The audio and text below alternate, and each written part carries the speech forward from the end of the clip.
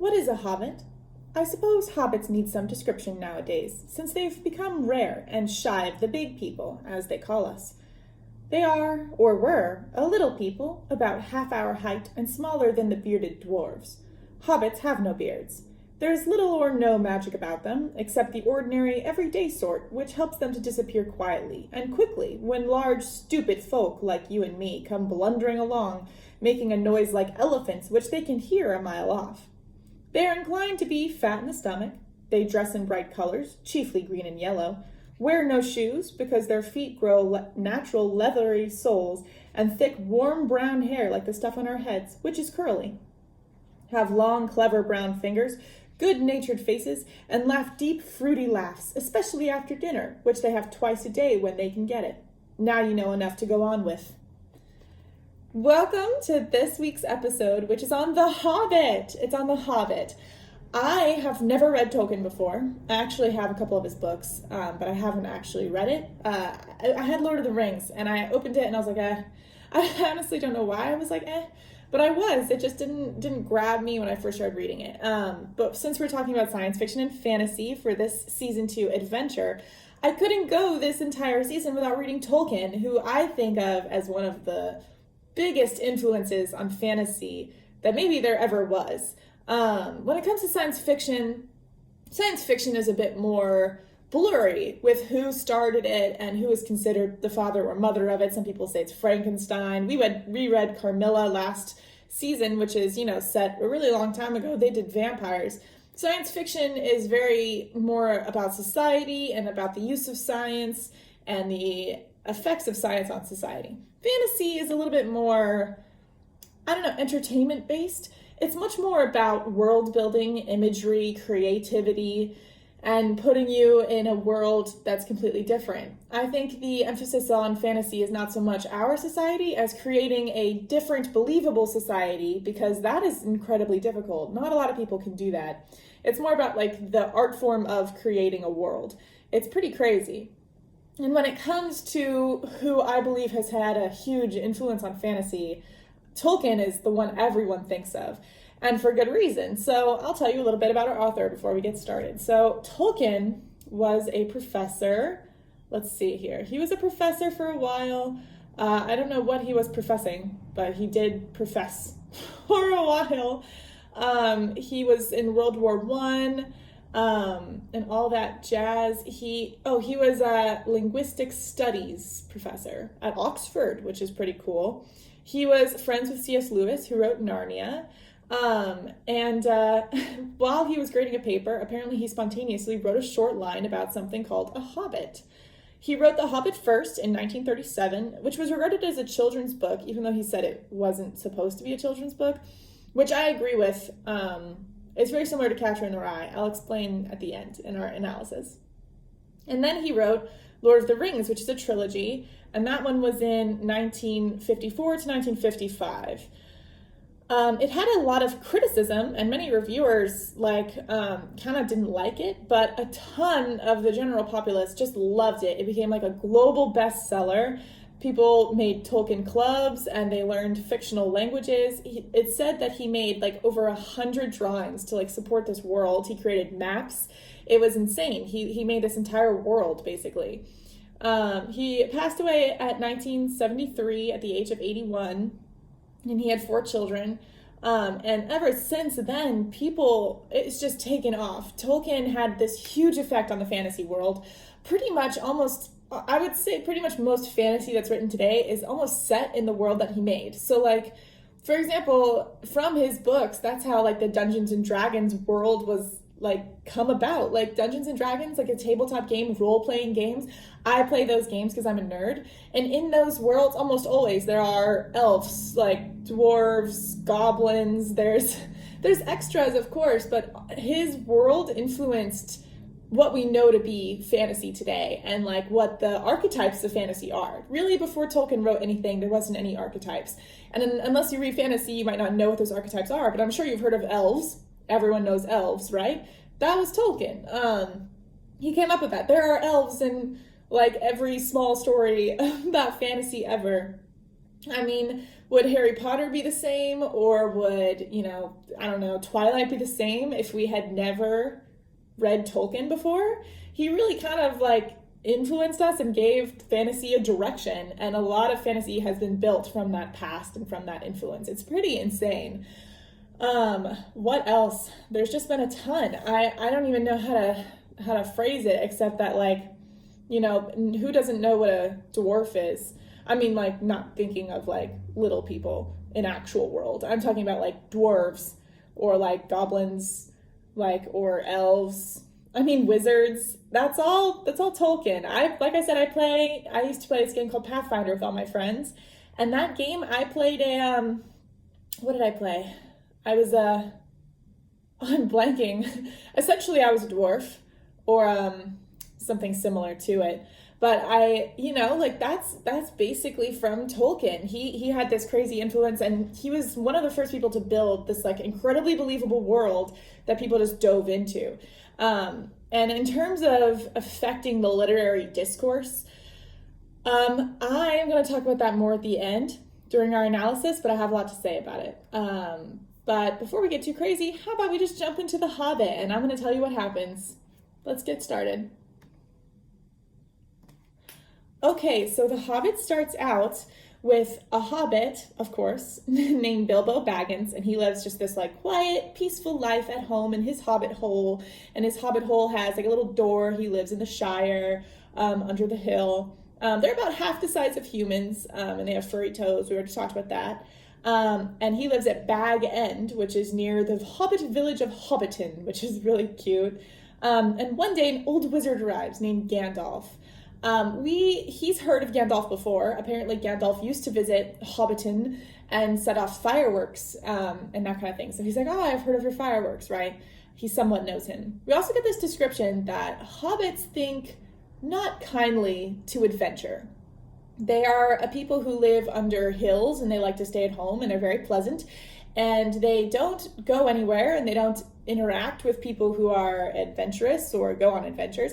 And the only people that are have said to have been doing that in like the Hobbiton area are these people called the Tooks, or the Tooks, whatever you want to call them. But my dad's Canadian, so anytime I hear the word Tooks, I think of the hats with the little pom-poms, so I'm gonna say Tooks.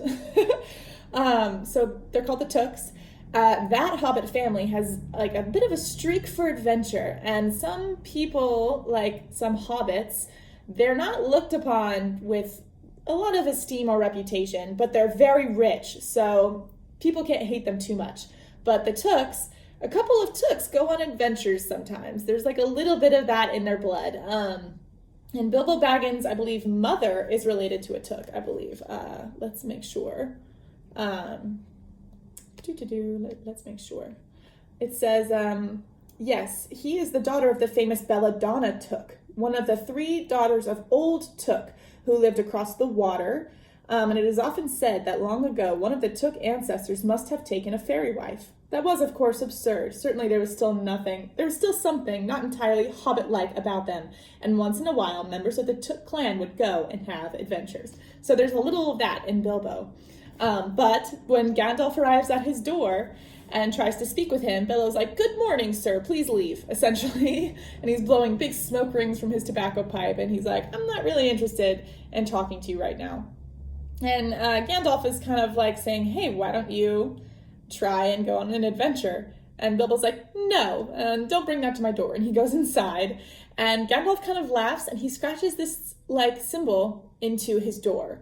And later that night, people start to arrive at his house. These dwarves start to arrive.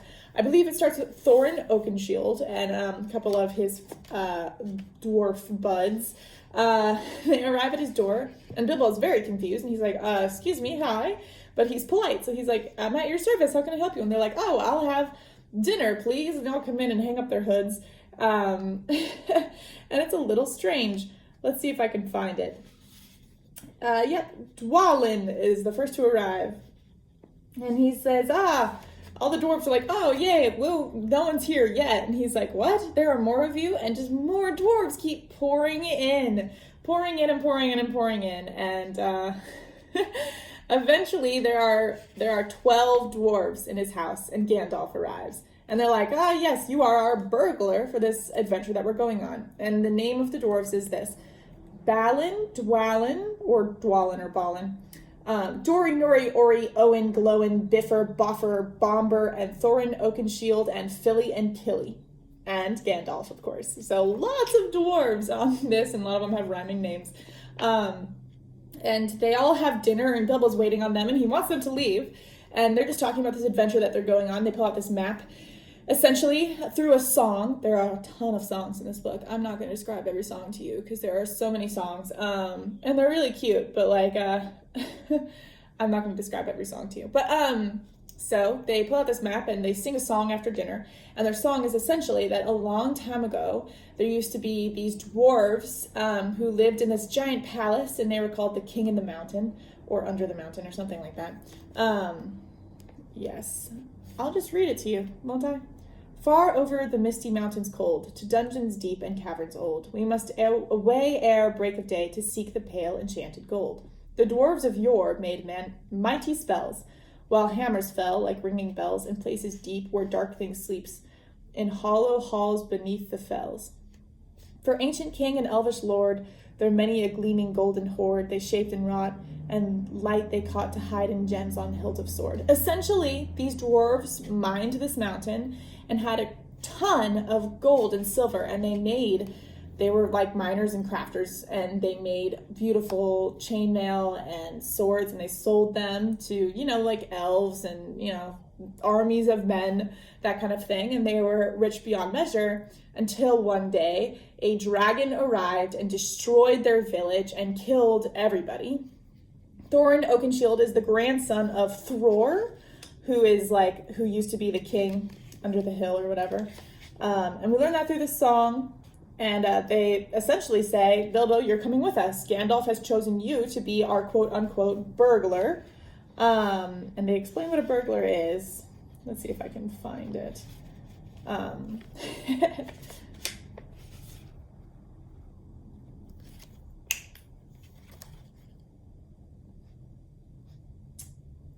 Okay. Oh, burglar. Expert treasure hunter is also what it's called. Gandalf says, I have chosen you, Bilbo Baggins, and you're coming with us. And the dwarves are like, yes, he'll come with us. And they talk about how their plan is to walk to this mountain and to fight the dragon and take the money, and they're all going to split it. That's the deal. And Bilbo is coming, and Bilbo's like, I'm not going to that. But as he's sitting listening to the song, he kind of starts to have like a little bit of a want for adventure, but he goes to sleep. In the morning, everyone is gone. And Bilbo wakes up, he starts cleaning, and he's kind of forgotten the night before. He's like, I'll just go about my life. And Gandalf arrives, and he says, what are you doing? Like, they're all leaving. Go forth and get them. We left you a note. Come on. And the note says, hey, if you want to be our burglar, join us at this time, and we're heading out. It's from Thorin. And Bilbo's like, okay. And he runs out the house without really thinking about it. He doesn't grab his handkerchief. He's very sad about it. They slap him on a pony, and they're off on their adventure. This book so far, from the very start, it starts off really quick. It's in terms of tone, it reminds me of like Marvel movies. Every time you see a Marvel movie, it's always like a serious topic, like the world's gonna end or whatever. But there's also like a lightness and comedy that's throughout the movie, just in terms of how the characters interact and how certain subjects are treated, and just kind of like a funny lightness to it. That's how I think this book is as well. So, it's serious, but there's like a really funny lightness that kind of mocks its characters and mocks their silly moments, and kind of, it's more lighthearted, doesn't take itself too seriously. I can see why people, when it first came out, maybe thought it was a children's book because it treats it so lightheartedly. But the problem is I think if it didn't, this would be kind of a very sad book. A lot of sad stuff happens, but the author kind of doesn't gloss over it, but he moves us along. So, in days when they're tramping through darkness and their despair is really high, he just says, for many days they were tramping into darkness and their despair was high. He doesn't describe how sad they are, So it keeps it pretty lighthearted, keeps it moving, but it still deals with serious subjects. So anywho, he goes on this adventure with 13 dwarves and Gandalf. Yes, sorry, 13 dwarves and Gandalf. The dwarves are a little skeptical, by the way, of Gandalf's choice for burglar, because Bilbo is like terrified to leave on this adventure, and that's pretty obvious, and they don't really even look at him in the eye. They don't really understand why he was chosen. Essentially, they're on their way, they're moving through the area, and essentially this book reminds me of the Odyssey as well, because it's mostly a journey. Their quest really, its ending is fairly simple, but the journey is what it's about. So it's a very simple kind of plot story. So I'm just going to go across all of their, trials and tribulations. First, they come across 3 hungry trolls. It's night, and they see like a fire in the distance, and they're like, oh hey, like we should go hang out with those people. I think they're like hungry or something. So they're like, let's go see if we can hang out with them for the night. Whoops, sorry. I knocked the table. Let's go see if we can hang out with them tonight. And they send Bilbo, because he's the burglar, quote unquote, to go check it out. And Bilbo goes to check it out and tries to steal something from the pocket of the troll because he thinks he's a burglar. And the trolls find him, and they're like, yes, what are you? And then the dwarves come because they're checking on Bilbo, and they all get captured too. And these three trolls are talking about how hungry they are to eat these guys. They start getting into an argument about how to eat them. And eventually they start arguing with each other because this voice is coming out of the trees and arguing with them right when they decide anything. And we learn later that was Gandalf. He's just like stirring up issues with the trolls till they fight each other. And then the sun comes up and they turn to stone. So Gandalf rescues them. They also steal a bunch of the trolls' weapons and treasure, and they bury it so that they can find it later, and they move on home. They do take a couple of magic swords. Thorin gets a sword that looks to be like an elvish sword, and Bilbo takes a very small sword, practically a dagger of his own. And then their next stop is they stop at an elvish stronghold that Gandalf knows called Rivendell. And they stay there for kind of a while, and they get great advice from this elf lord named Elrond about their map, because apparently their map has this thing called moon runes, and if you hold it up to the moon, you can see like certain runes on the map. That's not obvious unless you're holding it up to the moon, which is pretty cool. And it's like on certain days that the moon, so that's pretty wild. It's like a dwarvish thing to do. So they learn some more information. They learn that there's a secondary entrance to their stronghold on like a side of the mountain. There's like a certain door that they can find, and they're like, oh, that's really useful. And they stay there for kind of a while. Let me see. I can tell you the chapter names because the chapter names are really cute. So the first chapter is an unexpected party. The second is roast mutton. That's whenever they're with the trolls. They're trying to see if they can eat them. A short rest, I believe, is when they're with their elf friends. And the next chapter is called Over Hill and Under Hill. And they basically they head out across the Misty Mountains. They have to get through the Misty Mountains, and the Misty Mountains are a treacherous place. But they have to get through, so they're going over and under hills, and Bilbo's like, it's rainy and terrible and scary out here. I wish I was in my Hobbit hole. He says that throughout the whole book. And one night they find shelter in a cave during a snowstorm when like rock monsters are tossing rocks around. It's very scary. They go in this little cave, and it looks safe, so they go in, and it's dry. And as they fall asleep, a crack opens at the back of the cave, and Bilbo wakes up just in time to shout a warning, and then goblins enter their cave, because this is kind of goblin area, enter their cave and kidnap all these, like the dwarves in the Hobbit. They kidnap them, and Gandalf disappears, though. So Gandalf got away. That's good. They take them prisoner, and then eventually, as they're being taken prisoner, they see the Goblin King. Gandalf kind of pops up out of nowhere and kind of causes chaos and messes with the goblins a little. And the dwarves and Bilbo get away, and they're running through like goblin caves and tunnels, and they accidentally leave behind Bilbo because it's really, really dark, and they're coming, like goblins are coming at them, and one of them just kind of trips into / drops Bilbo, and he kind of knocks himself out. He wakes up in like the pitch black in like goblin tunnels. And it's said that hobbits have a very good sense of direction, and he decides he has to go looking for his friends or an exit. So he starts crawling beneath these tunnels and caves, trying to find a way out in like pitch blackness. Eventually he comes to like a very interesting like underground lake, and it's a really spooky lake. Yeah, it's a super spooky lake. There's like blind fish in the lake, and even the goblins don't really go to this lake, because when they do, sometimes they don't come back, which is a little spooky. Some of these tunnels were not made by the goblins. They just kind of moved into this mountain, and some of these tunnels are like way older than the goblins are, which is kind of spooky. And it sounded really like just terrifying down there. And by the way, it's pitch black. Mr. Bilbo can't see.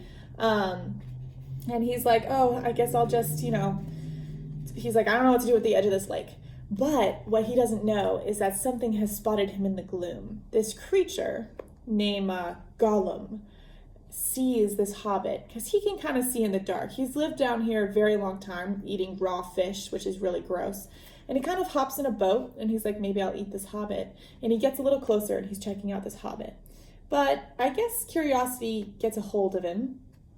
And he says, bless us and splash us, my precious. Because he talks to himself, and he calls himself my precious. I guess it's a choice feast. At least a tasty morsel it'll make us, Gollum. And every time he says Gollum, he makes this like horrible swallowing noise. And the hobbit jumped out of his skin when the hiss came in his ears and he saw the pale eyes of Gollum. And Gollum is like, what is this creature? And he says, I'm Bilbo. And he's like, what have you got in your hands? And it's like a sword or a blade. By the way, earlier, this is really important. I totally forgot to tell you. When he gets knocked out and he wakes up and he's kind of feeling around on the floor to see where he is, his hand kind of passes over this ring on the floor, and he doesn't even pay attention. He just feels a ring and he goes, okay, I'll pocket this. And he puts it in his pocket and he keeps moving, and then he moves through the tunnels and he comes to this lake, right? So it's a very short passage. And it says, what's in your hands? He said, I have this little sword, a blade. And Gollum's like, how about we do riddles? Do you want to do a riddle?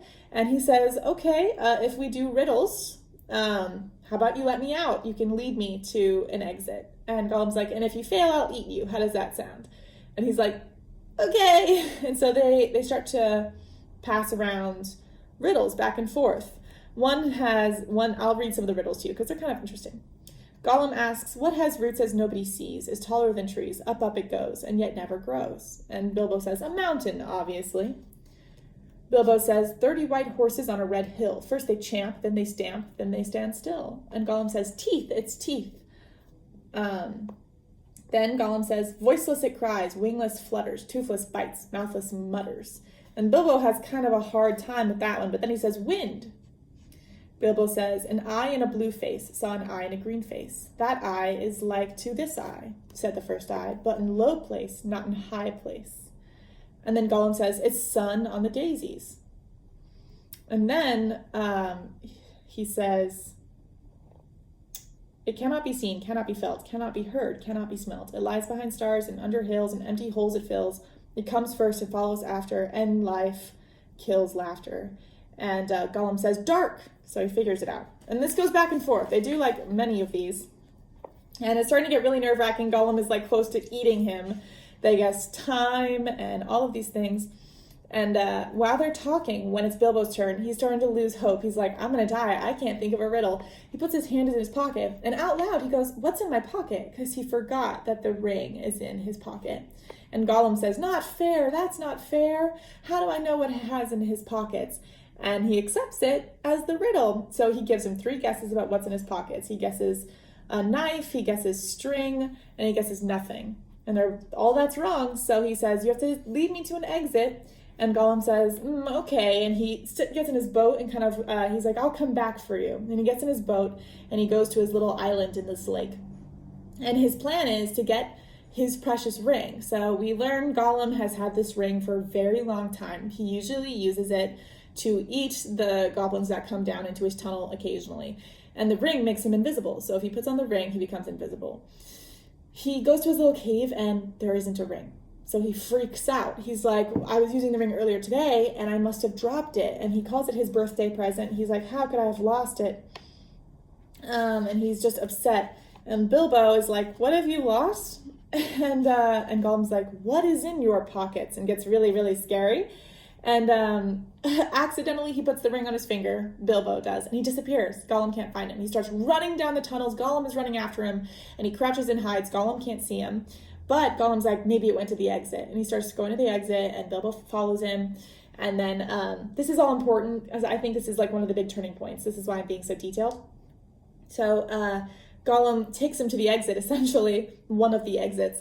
And then Bilbo's following him, and Gollum kind of feels him. So he's like, where is he? And Bilbo jumps over him and runs to the exit. And at the exit, there are goblins waiting for any people who might come out. When he comes out, they can't see him because he's invisible. So they all just like freak out, and he's able to escape. The dwarves have also escaped. They escaped after they lost Bilbo. And in all honesty, their conversation isn't very nice. They're like, I don't want to go back for just a hobbit. And then he comes around, and they're like, oh man, he tells them how he got out. He doesn't mention the ring, but he does say that he got out himself. And they're like all very impressed. And so he has this invisible ring now, which is pretty crazy. In any way, let's see. Eventually, they're being pursued by the goblins still, because the goblins are super angry. Not only have they escaped as prisoners, but the Goblin King, I think, was killed in one of their little like skirmishes. So they're all for killing this like group of bandits that stole from them and killed their king, and have elvish blades that have killed goblins in the past and stuff. So they're after them. They're running and running and running. They're all so tired and hungry. Eventually they get to like this little clearing, and these wargs are there. Wargs are like wolf creatures. They work with the goblins, and they kind of surround them all, and they climb up these trees, and then the goblins arrive because the wargs let them know, and the goblins start setting the place on fire. Or no, what happens is Gandalf starts throwing fire at the wargs to freak them out from the tree, and it works, but the goblins arrive and put out the fire and start the fire near the trees to smoke them out. But the Lord of the Eagles sees this happening, and the eagles don't like goblins. I guess they're huge. They fly down and pick up the dwarves and Gandalf and Bilbo and take them to their eyrie, and they spend the night there in like a night of rest and stuff. And then the eagles land them by, the little, area that they want to be in. And then, so after the eagles bit, they walk through the forest. Gandalf's like, okay, so we don't have any food or possessions, but I know a guy who lives here, so let's go visit him. And he takes them to this person he knows called Bjorn, I believe is how you pronounce it. He lives in the forest, and he is a shapeshifter who turns into a bear. And he tells them the story of their adventure, and the dwarves arrive like in pairs, like all staggered, so that Bjorn won't really notice how many of them there are. And they spend the night there, and they eat food with him and all that stuff. They spend the night there. It's very nice. In the night, Bjorn turns into a bear and goes to check out their story and finds goblins and the area they were talking about. And in the morning, he wakes them up and says, I checked out your story, and you're telling the truth, and I'm more than happy to help you out because I hate the goblins. So I will give you ponies that you can ride to the edge of Mirkwood, which is like a spooky, scary forest, because he likes his ponies a lot. Once you reach that, you have to send the ponies back, but I'll also give you lots of supplies, and I'll give you bow and arrows. Don't eat anything in Mirkwood, and there's a river there, but if you drink it, it'll make you sleepy and you'll never wake up. And they went, okay. So he gives them supplies, and off they are going. They're still all together. They ride to the edge of Mirkwood, which is like this super dark, scary forest. They send the ponies back. Bjorn was actually kind of watching them from a distance. He was in bear form, kind of following on the perimeter of the group to watch after his ponies. And they send the ponies back, and Bjorn says goodbye, and Gandalf says goodbye. I was only here to accompany you for the beginning of your journey, and the rest is up to you. So goodbye, good luck, I'm out. And he leaves. So they enter Mirkwood, and Mirkwood is this super dark forest, and all of the dwarves are super sad to see Gandalf go, because Bilbo has been like, they don't really, care for him that much. And they start walking through Mirkwood. It's really slow going. It's really sad. They can't see anything. They don't know how big Mirkwood is. They're getting hungry. At one point, they find the river, that's the dreamy, sleepy river, and they find a boat, and they're able to go across the boat to the other side, but through some mishap, one of them, Bomber, this like fat one, falls into the river and is like in a deep sleep. So they have to carry him through the forest for like a bunch of days. And they start to lose hope, because they've been walking for ages and ages. They're running out of food. They can't capture any food, and that kind of thing. And then, not good, the dwarves eventually get caught in like these webs of some giant spiders. They're just kind of walking around. I honestly forget how it happens. They're just kind of walking around. They get caught in these webs of giant spiders. Yeah. And Bilbo escapes because he has his invisible ring, so the spiders don't see him. And the spiders... I'm trying to remember the order that this goes in. Right, okay, this is the order it goes in. Okay. So I believe it's that they start to feel really starving and hungry, and they see these lights in the distance, and they hear music. So they go to these lights in the distance, and they come across these like wood elves, and each time they enter the clearing, everything goes dark. Bilbo falls into like a deep sleep. That's like a spell from the elves, and they disappear. They wake him up the first time, and then it happens a second time, and they go to the lights, and again, the lights go out, everyone disappears. And then the third time they do it, the lights go out, everyone disappears, and spiders overtake them, I believe is what happens. Bilbo is separated from all his friends, all the dwarves. He's able to get away from the spiders. He wakes up, and a spider's like trying to put a web around him, and he stabs the spider with his sword, which he names Sting. And he feels really proud of himself, actually. He feels very different. And he's like, I have to go save the dwarves. So he finds them all like wrapped in webs hanging from trees as the spiders are like pinching them and poisoning them and trying to eat them. And Bilbo puts on his ring so he's invisible and starts to mock the spiders and kind of lead them away from that area. And as they're busy chasing him, he comes back and cuts down some of the dwarves, everyone but Thorin. Turns out Thorin, who stepped into the clearing, was also put into the similar deep sleep spell. And I guess he's taken prisoner by the elves, and they're like, come, and he's taken to like King Wood Elf guy, and he's like, what are you doing here? Why are you attacking us? And he's like, we're not attacking you, we were begging for food. And he's like, well, what are you doing here? And he's like, I'm not gonna tell you that. So because he won't tell the king anything, they throw him in dungeon jail. And after the dwarves escape the spiders, Bilbo's a big part of that. He kills a ton of spiders and he helps them. It's very heroic, very adorable. The dwarves have a lot of respect for him after that, after he saves all of them. They are similarly captured by wood elves and taken as well to his castle, except for the Hobbit, who puts on his ring and they don't know he's there, and he follows them anyway to their little fortress. And he realizes Thorin is there, and they spend some weeks in their prison cells, which, because their elves aren't too terrible, they are fed, so that's good. But Thorin is deeper in the situation. He's deeper in, like, the dungeons caves of this, like, palace. Eventually, the Hobbit finds that out. He tells everybody else, and he keeps his eye out for an escape plan, which the dwarves expect him to come up with now because he's so good at everything. He explains his invisible ring, explains it all, and then eventually he figures out a plan. One night during like a feast, the guard and this guy fall asleep, and in that time he gets all the dwarves out of their prisons and takes them to like this little like cellar.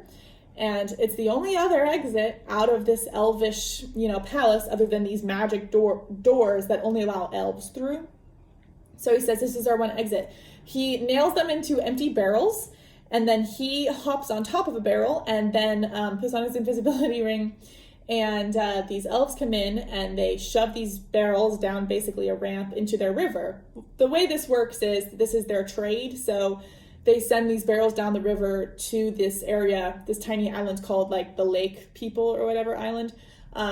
There's a different name for it, but it's the Lake Men, and they send trade back and forth via the currents. So these barrels, which are supposed to be empty, are filled with dwarves who are sent to this Lake People.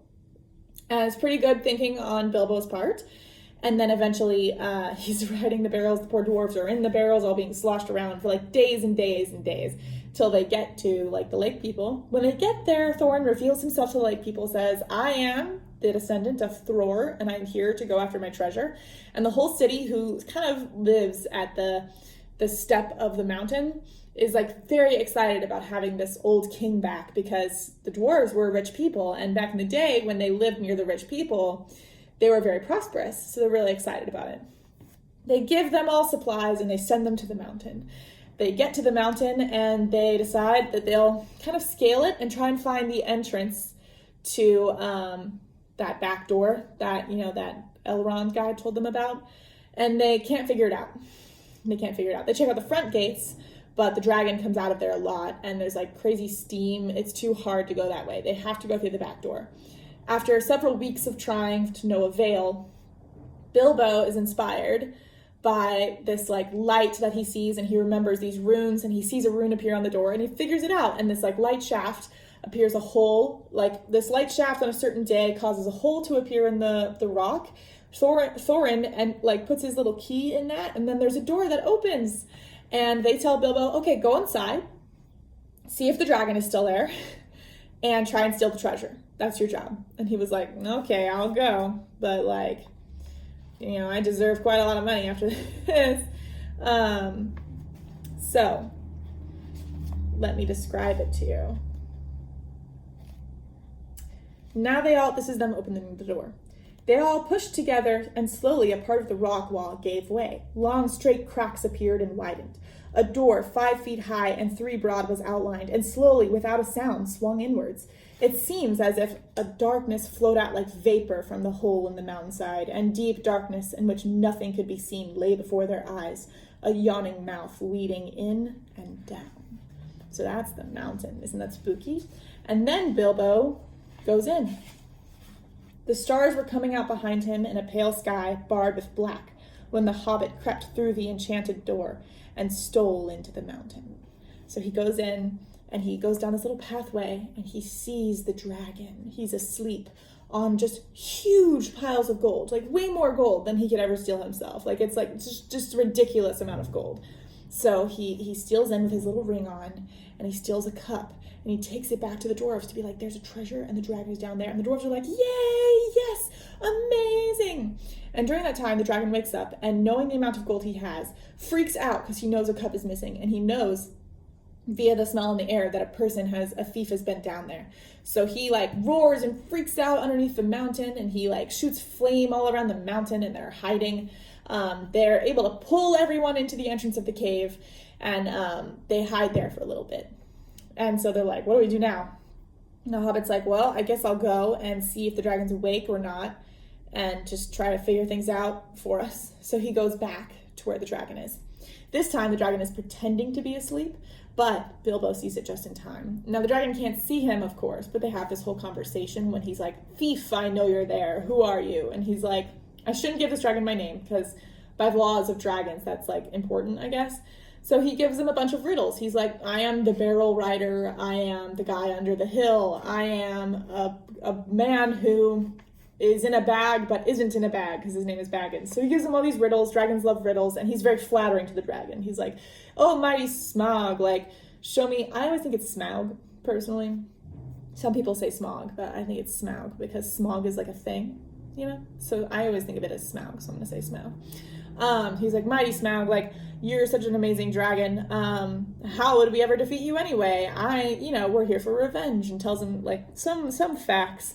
And the dragon, because of this boasting and flattering, reveals that he is covered in armor, in like jeweled diamond armor under his belly where dragons are normally stabbed, except for a small little hole on his left side of his chest.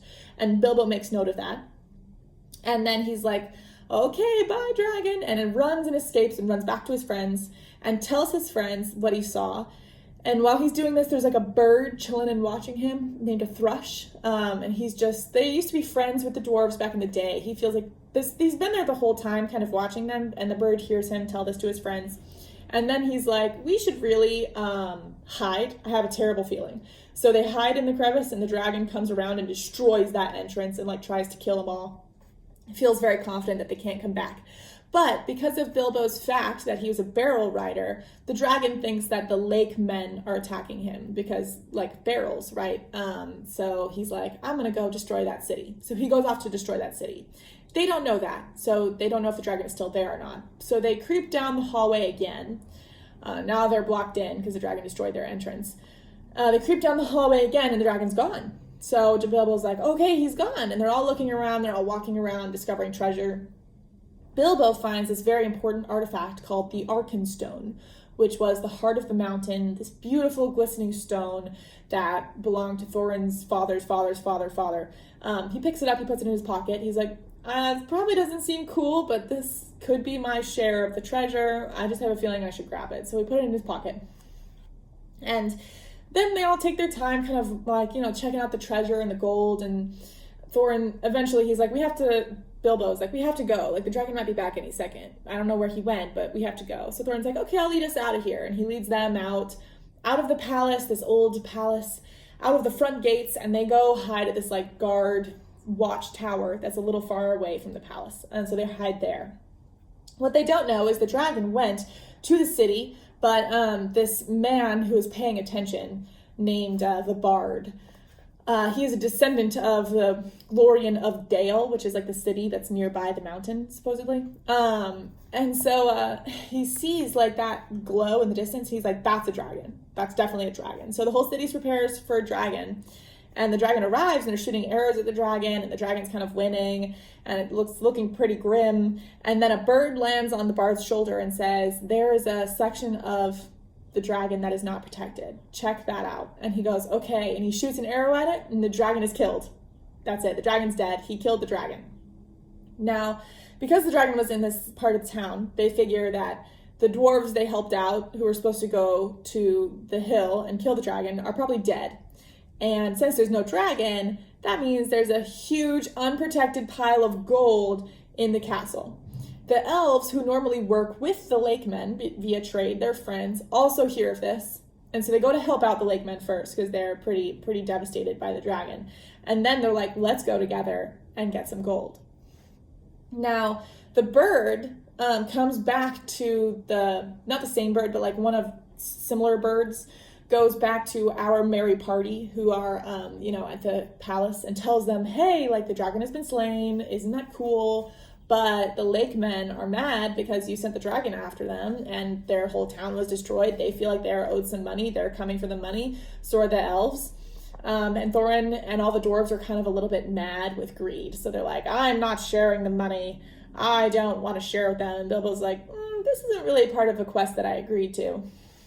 And what happens after that is essentially the men and the elves show up outside the door, and they're like, hey, we'd like to request a small amount of the gold. They're like, oh, hey, you're alive.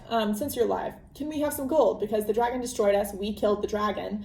We're descendants of this area. Like, we feel like we deserve some of the gold. And Thorin's like, no. And they're like, well, you're going to starve in that palace without us. And Thorin's like, well, you're going to freeze in the winter without me. So what do you want to do here? It's kind of a standoff. War is incoming, is the feeling. And then Thorin calls for his, cousin, who's, of the big dwarves, area of, the Iron Dwarves or whatever they're called. And he is going to bring his dwarf army to help out.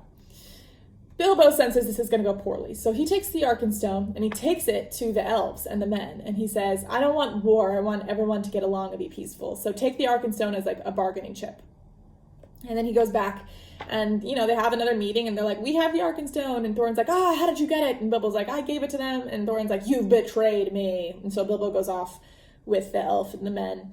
And they're all kind of arguing and sad. Also, Gandalf reveals himself to be with the men and the elves. And he's like, Bilbo, good job, my man. We'll see if it works out. But that was a good call. And then all of a sudden, right before everyone's about to start fighting each other, the cousin dwarves have arrived, dwarf army, everyone's about to start fighting each other, the sky darkens because goblins, a huge goblin army has arrived.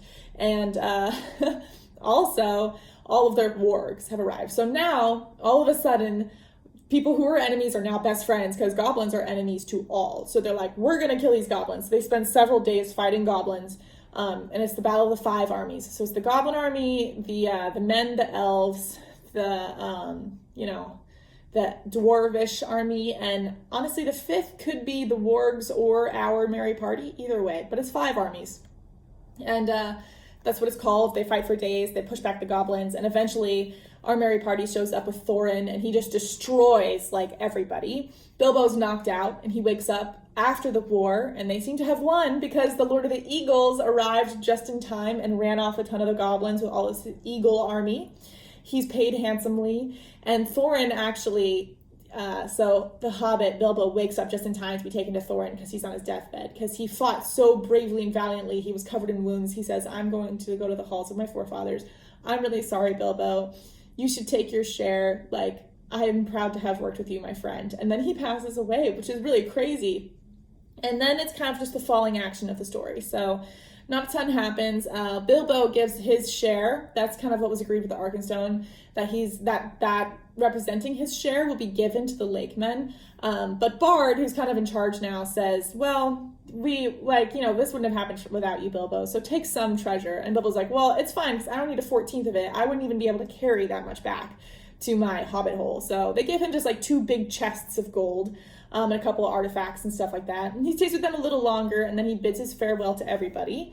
Let's see if I can find it. He says, farewell, Balin, and farewell, Dwalin, and oh, by the way, also kind of sad, Fili and Kili die with Thorin because he was their uncle. So they died protecting him. So Fili, Kili, and Thorin all die in that battle, which is really sad because Fili and Kili are kind of really active members, and they're young and they're cute. Anyway, as he's saying farewell, he says, farewell, Balin, farewell, Dwalin, farewell, Dori, Nori, Ori, Owen, Glowin, Biffer, Boffer, and Bomber, may your beards never grow thin. And turning towards the mountain, he added, farewell, Thorin, Oakenshield, and Fili and Kili, may your memory never fade. And then it's told that Thorin is buried in the hall of the mountain with the Arkenstone on top of him and with his sword on his grave. And it was said that that sword would glow anytime foes were in the area. So that's a really cute story.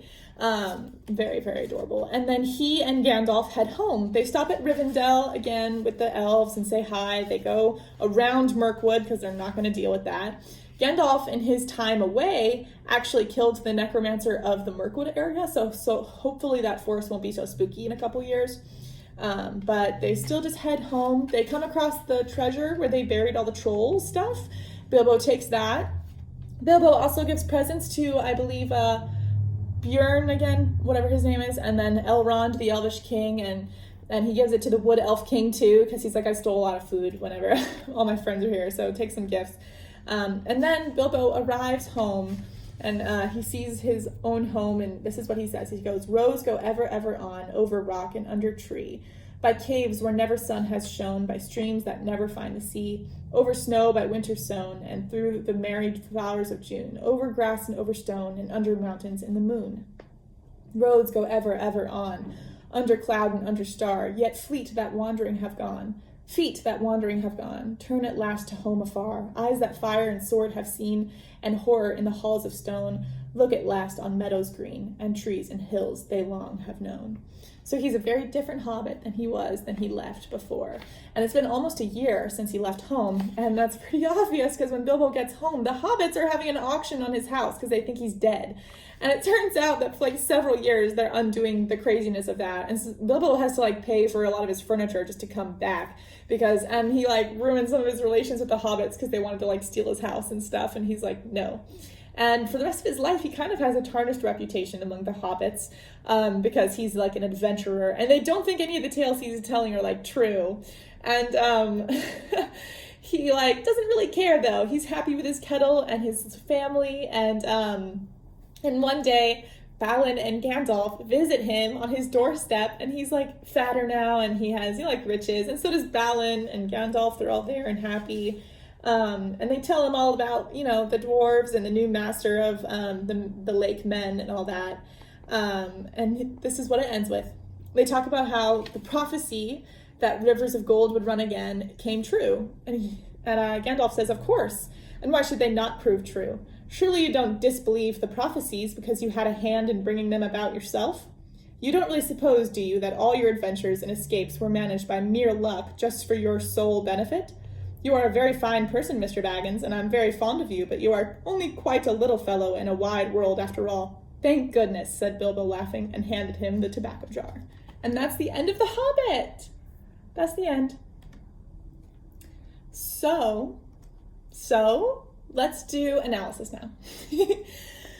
So, like I said, this had a really big effect on fantasy and, like literature in general. I looked up some studies about it because I actually wanted to see if I could find any specific talk about it. In my experience as being an English major, the fantasy genre is looked down on in a lot of like English and literature communities. It's not considered to be strictly like literary fiction. To be fair, it deals with different topics and it is a lot more focused on entertainment, but that doesn't mean that the writing wasn't great. Some of the sections I read to you, I really liked that description of them opening the door to the mountain, like so vivid, right? a lot of it is like that in his books. And it had a huge effect on the people, and it does represent his time, and what was thought of to be like, important and noteworthy and changeable, and his world building. It's all very focused in that time period. So I don't know, it's a little difficult to say exactly how this affected literary movements, but the papers I found actually compared him to modernism, because that was the era this was written in. And honestly, I don't know how much truth there is in that. Having worked a lot with modernism, a lot of modernism is about it's very different from the vibe of this book. I don't know if this would be counted as modernism, but you could say modernism was in reaction to war, as most literary movements are, and a lot of it was dissatisfaction and just in general, mental health and illness and dealing with the after effects of war. And if you want to think about it in that way, I mean, that's what this book is. The dwarves were run out of their home, they're destitute, and Thorin wants to correct history and get revenge. Even, Mr. Baggins, who's the main character, he's no one important, he's just a little bit smaller and not usually the hero that most heroes we have are. Usually heroes are Thorin Oakenshield. If you asked anyone else to write this story, they'd write it from the point of view of Thorin Oakenshield, not Mr. Baggins, the Hobbit. It's about a little man who makes a big effect, some power and control, and it's about war and its after effects and what it's done to a whole race of the dwarves. So, I mean, in a way it works, but in terms of the writing style and what it's supposed to do, I don't know. But it is interesting that this book is compared to modernism in a lot of ways and that it was written in that time.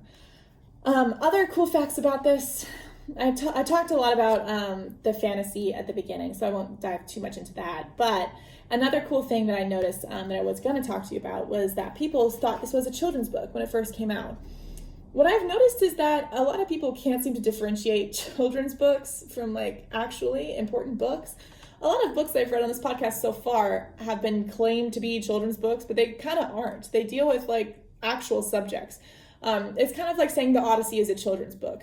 And I don't think it is, right? Just because it deals with simpler, just because the language is simpler, which it's kind of not, it's well written, or even just because the story is simple in its plot doesn't mean that it's for children, because it actually deals with war. He stabs things. Gollum is not a nice creature. It gets spooky at times. The way it works is pretty complicated. I think people assume stuff is for children if it's a certain subject. So because it's fantasy, and fantasy was not perfectly reputable back in the day, and still kind of isn't sometimes, I think people wrote it off as a children's book just because it dealt with fantasy, and it's not. It's for adults.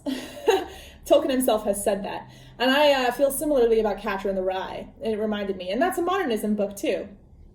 And that's a book, about a young man, but that young man is not mentally well. And it's about kind of him falling into mental illness. And it's not for children, most definitely. I don't know why it was lauded as the best children's and teens book for a very long time, because it definitely wasn't. And Salinger also said it's not a children's book.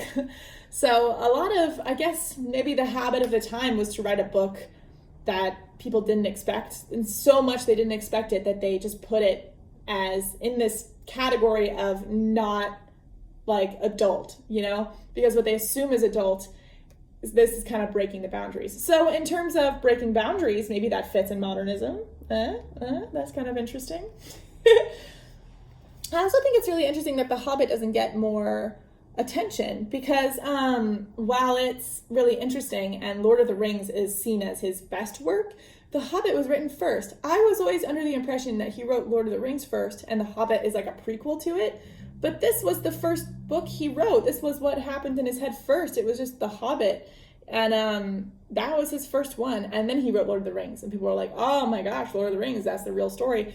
I think it's really interesting to see the first book. And I'm really glad I read it in this order, because I want to read it the way it came out. Now I can look for differences between this one and the Lord of the Rings trilogy, which now I really want to read, because actually I loved this book. Maybe I haven't said that yet. I loved it. It was so fun.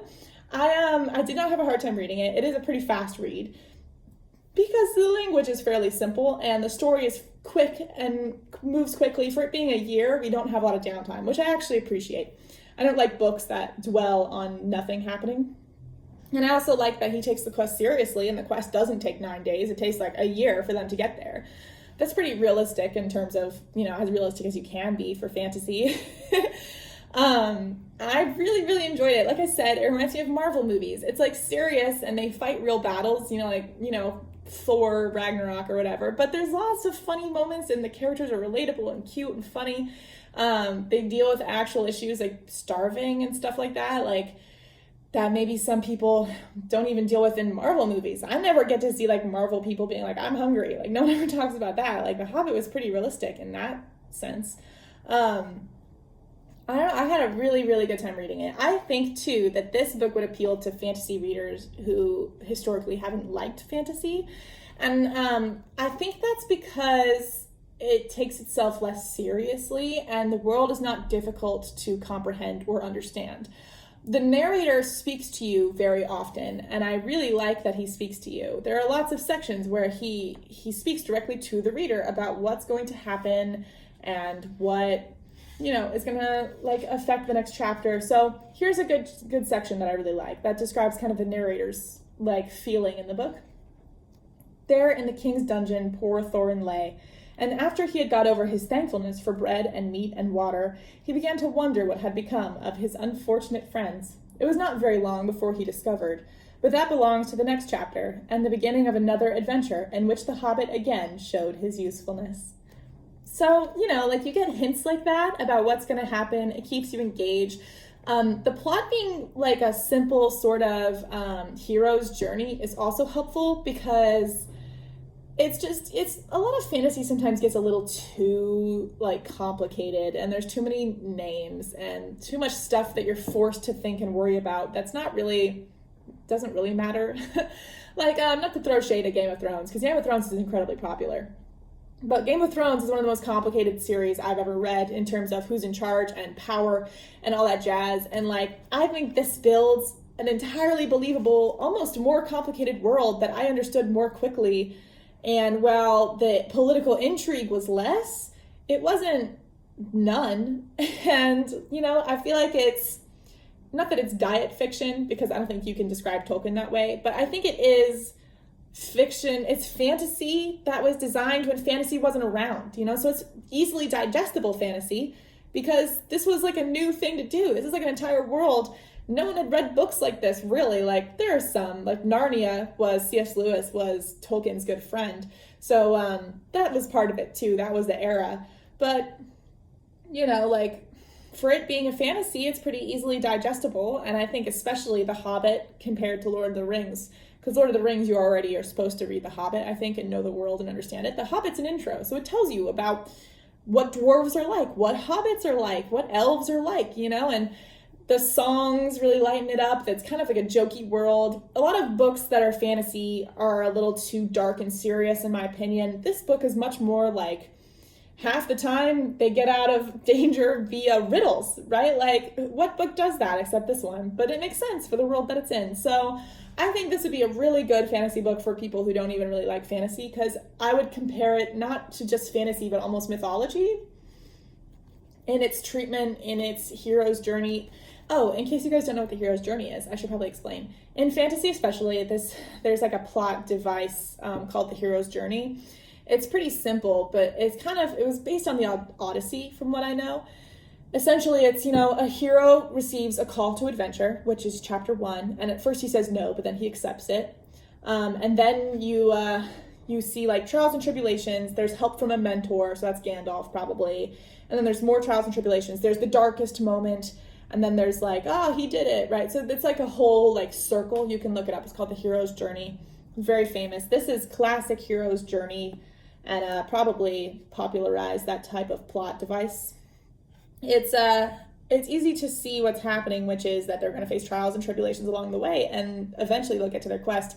And their dragon bit is not even the biggest part, it's just their journey. That's why the journey and hero's journey and the Odyssey is in my mind, because it reminds me of it. The Odyssey is about the journey, not what happens at the end of the journey. So that's kind of what this book is. And I compare it to mythology rather than just plain fantasy, because mythology is the same way, where it's kind of a different world, but it's easily explained. Any sort of Odyssey person who tells you about it, or even just like small myths like Cupid and stuff, it's all pretty like very different worlds, but the lines of lineage and the effects and that kind of thing are very similar. I don't know, it's like, to me it is like reading mythology, not like fantasy. I'm not quite sure how to describe the difference between fantasy and mythology, other than that mythology feels like it was, like mythology is like a real thing that people believed back in the day, and stories that they told back in the day. This is described that way. So even in the intro about the hobbits, he's like, hobbits were a group of people. He's pretending that this is a world that we used to live in. So I think maybe, like a lot of fantasy just is a different world. This world is implied to have existed in our world before. So it kind of feels like mythology. It feels like something that happened back in the day. He compares it to events. So they go from goblins in their castle to wargs. And Bilbo says, oh no, goblins to wargs. And the narrator says, this is where we get the phrase, out of the fire and into the frying pan. Like, he says that. He says that phrases that we know are from this book. So it feels very mythological for that reason.